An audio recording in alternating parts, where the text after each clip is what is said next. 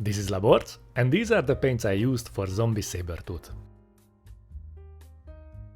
I start with the yellow parts. You know guys, only psychopaths like to paint yellow, and as Papa Labort gets older and knows himself a little bit better, I found out I love to paint yellow minis. Now, since I use the black primer, I use the airbrush with the gold brown. My compressor is set to 9 o'clock, and I have around 1 part paint, 1 part thinner consistency in the airbrush cup. You can start with a white primer and use a pink undercoat for the shadows, but I like this method to build up yellow from browns. Apply multiple layers to reach maximum opacity of the paint and don't worry about overspraying.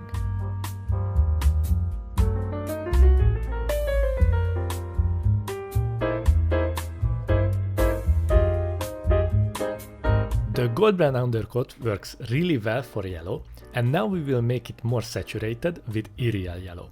Multiple thin layers and the airbrush parameters are the same as in the previous step. You can absolutely do this step with a brush as well, but it's easier to make a smooth coverage with an airbrush.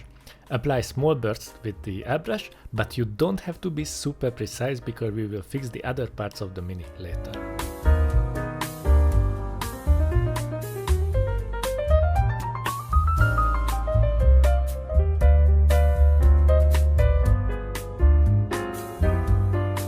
Next, I switch to a brush and clean my airbrush, and if you want to avoid a huge slap on your tiny hand, you should do the same. I use rhinox hide to give a base coat to the brown parts of Sabertooth's suit. It's a little bit tricky to figure out how these stripes goes, especially over the shoulders and arms. I made the stripe go down from the shoulder through the triceps, and he got 2 big stripes on his inner thighs as well. Now, you will notice that Papa Labort makes some mistakes with the brown over the yellow parts. We really don't want to fix these parts later with yellow. As soon as you hit a yellow area, rinse off your brush and don't remove the water from it at all. Instead, go back to your brown spot real fast and wipe it off with your damp brush. Then rinse off again, remove the moisture on a paper towel from your brush and soak up the water that pulled up on the mini with your brush. If you're fast enough, you won't have any trouble fixing these mistakes, and it's way faster than letting the brown parts dry and coming back with multiple coats of yellow to cover them.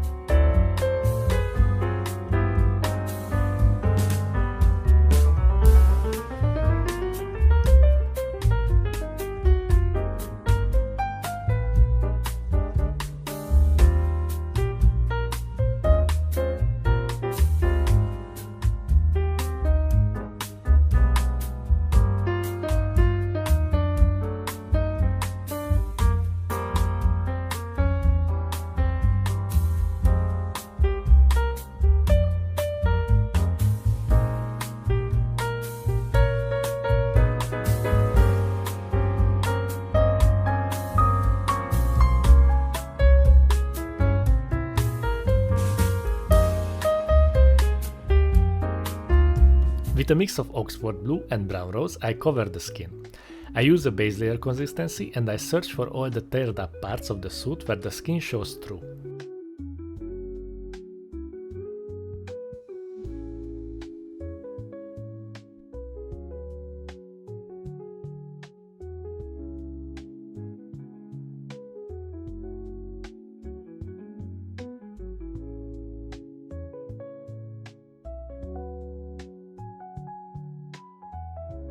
Since we don't have any contrast on the yellow parts of the suit, or the fur and the skin areas, we'd like to change that.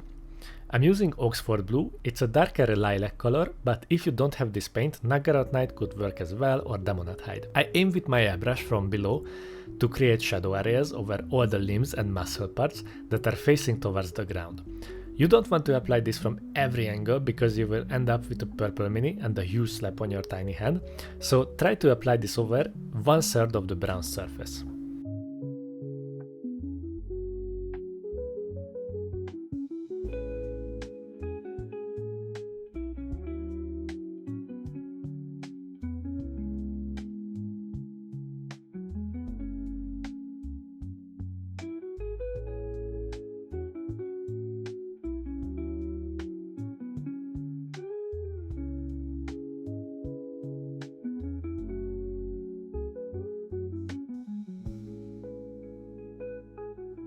I paint the teeth and eyes with ice yellow, using a base layer consistency. I pick out each tooth one by one, leaving a little bit of purple between them to make them more defined.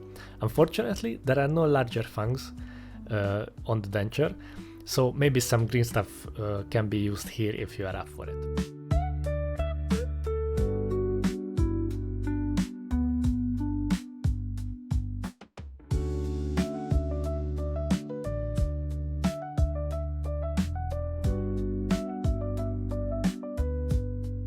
I highlight the skin with brown rose. The knees are heavily textured, so I'm just picking out these necrotic boys once I sketch the major volumes. On the face, I focus on the cheeks and the upper mouth area, and I leave a small dark line around the eyes for more definition. I build up the highlights with multiple thin layers to have a nice gradient from the darker purple areas.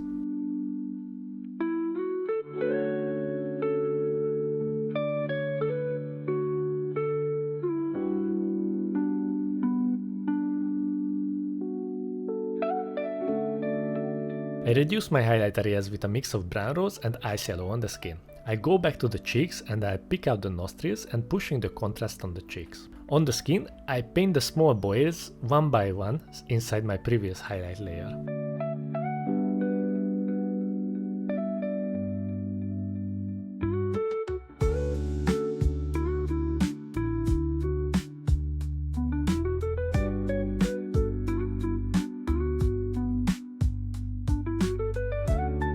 With yriel yellow, I go back to the yellow parts of the suit.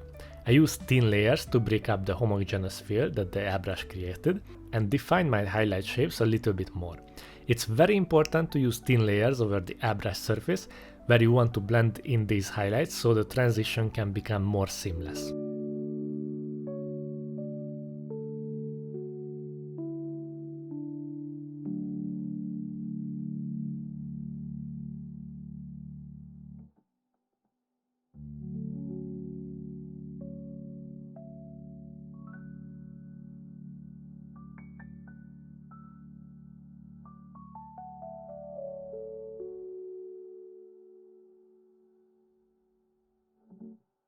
To push the contrast, I mix some ice yellow to the yriel yellow and reduce my highlight areas over the yellow parts of the suit. I go around my main highlight areas with thin layers to have a smooth transition like Granny's butt cheek.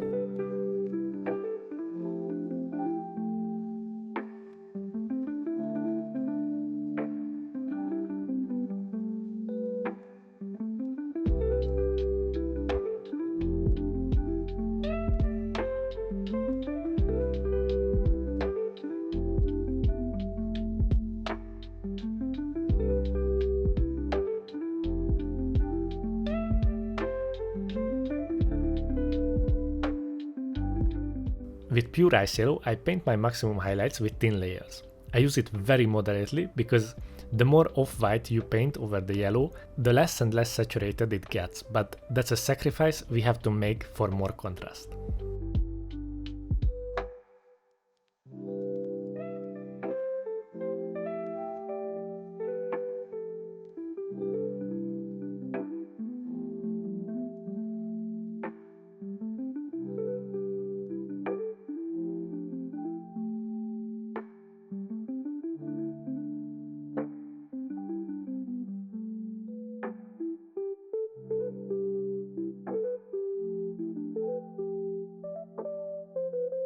Later, I realized that the right hand is exposed, so I painted it the same way like I did for the rest of the skin, leaving the claws black. I highlight the hair and the sideburns with a base layer consistency of yellow ochre, leaving some recess shadows between the larger hair locks.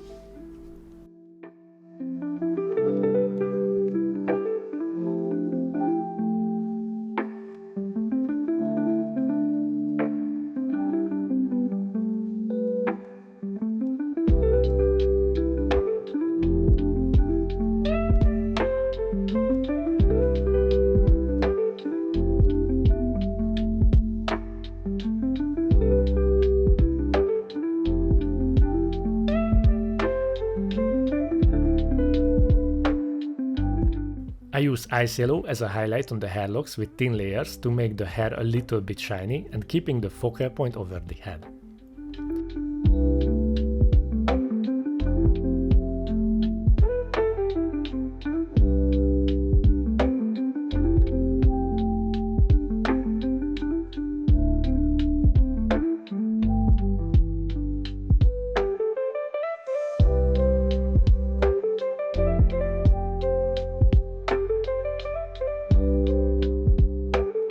As for all the zombie heroes of the game, I used some fluorescent orange to create a glow effect over the eyes.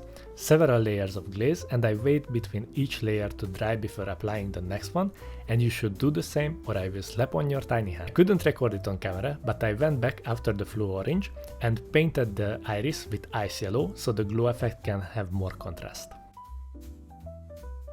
Lastly, I grabbed a small piece of cellulose sponge and dipped it in a thin layer consistency of rhinox hide. I go over the mini where I'd like to make the suit more dirty and bloody looking. Rhinox hide is very fitting for some very old coagulated blood effect over the fur and the yellow parts. Try this on your hand first to see that the pattern that is created by the sponge is right, or maybe you need to give it a dip or two on a paper towel to remove the excess paint. Apply it very gently, like you would tickle granny's feet.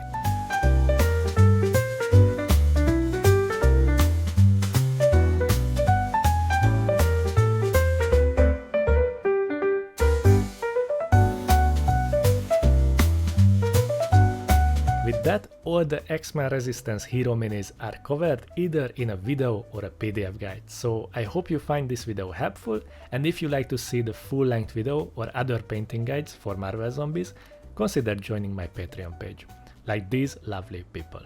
A huge thanks to them and for their support so I can still paint these games, with a special shout out to Cold-Blooded Dom, Trying to Paint Minis, Jonathan Mosner, Glitchy McCrash, Panoman45 and Michael Kerr. I hope your day will be as smooth as a granny's butt cheek.